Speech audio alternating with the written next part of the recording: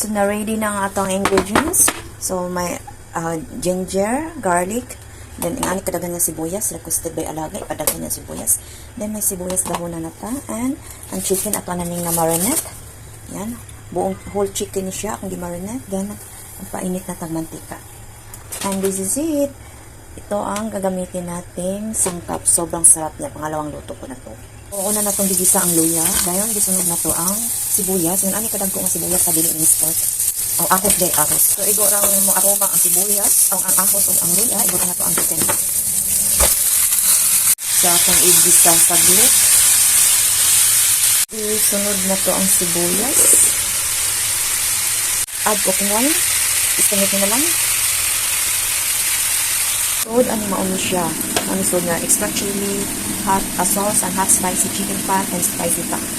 So, maghalo na ka. At ano yung ibuka? Ang spicy pa.